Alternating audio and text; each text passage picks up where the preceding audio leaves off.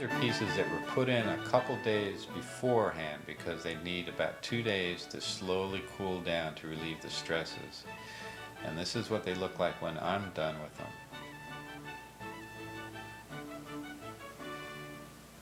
And then they go into the cold working shop where my assistant grinds the bottoms and goes through 2 different wheels, a coarse wheel, this wheel, and then a finer wheel, and then a beveling process. And this all happens before my lovely wife gets a hold of them and starts her magic with the enamel painting.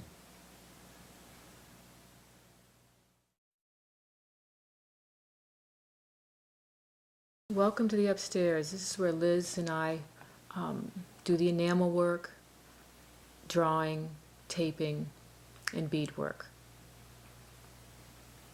We always have many projects going at the same time. Right now I saw something on this piece and I was just touching it up.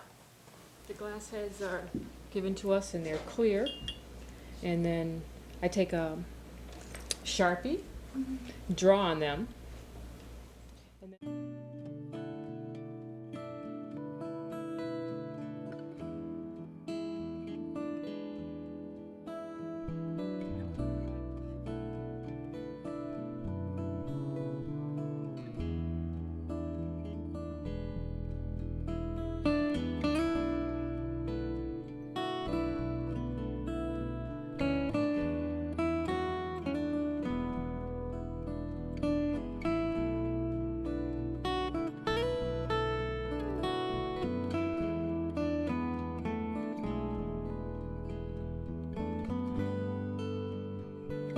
and then after they're drawn on, we put masking tape on them, and we fit it in as tight as possible so that we don't get any grit or sandblasting material into areas we don't want. So this has already been drawn on, partly taped, and I'm going to start cutting to the lines that are drawn on there. And so it's a very exciting job, as you can see, moving along quickly. Is that right, Liz? So this is where they come back downstairs. This is the sandblasting cabinet, and this is where we do the sandblasting of the design. Now we were looking in the sandblasting cabinet as Mark's sandblasting. It's kind of like spray painting. Do you see how it? And so the whole piece gets frosted except for where the tape is, and then those will be clear windows to look inside the head.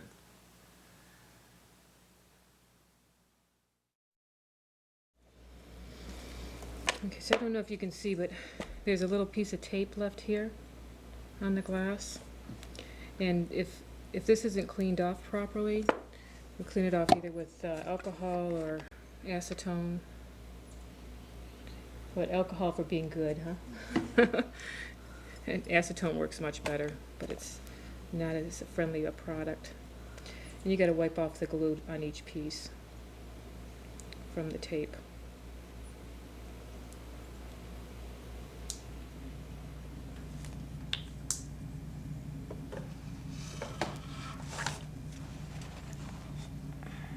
Okay, usually test it. Make sure the piece is all clean. I did wipe it off with some alcohol.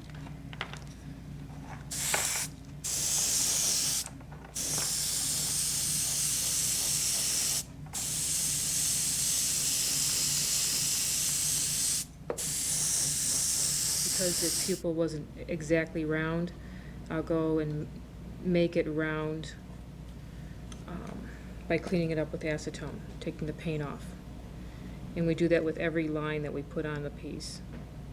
And that's one reason it takes so long to paint them, because we're painting in the round.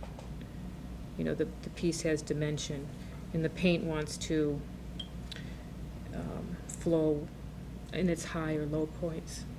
It wants to flow to the low points and not stay in the high points. This is cleaning up the eyes, getting ready for the first bake. It's just being a perfectionist and just looking at everything and making sure everything is just as well done as can be done. How many bakes do each head have? Each head has at least 2 bakes to 6 bakes, depending on the technique. Airbrush piece will have 3. An airbrush with stippled will have 5 to 6 bakes.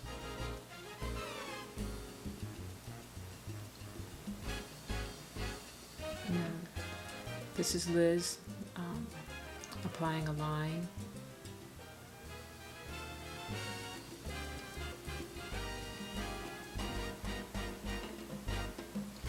We'll let that dry and then we'll clean that up.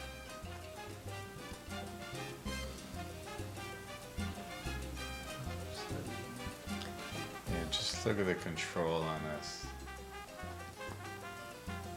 The line has to be just so. It has to be right on.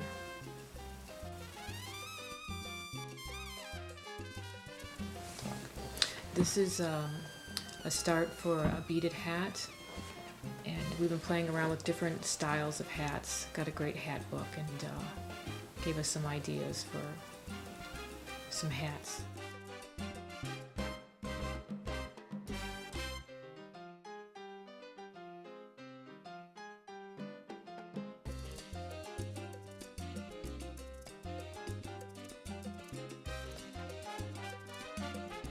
This is pieces that are ready for a first bake.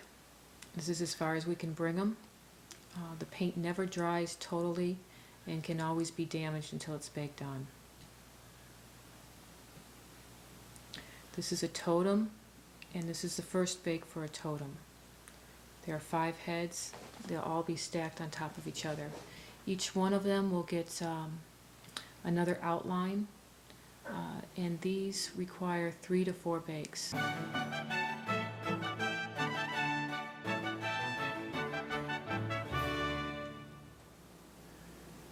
This shows you the windows and the exquisiteness of the control on these lines. It's just, I couldn't do it.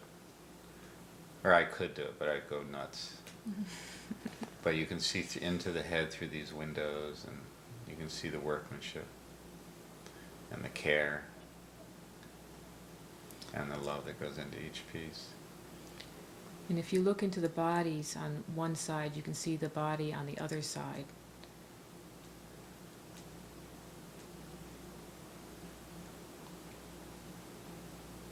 So this piece is called a man-woman. You see on one side there's the man, there's a figure of a woman, there's a woman's face, and then there's the figure of a man.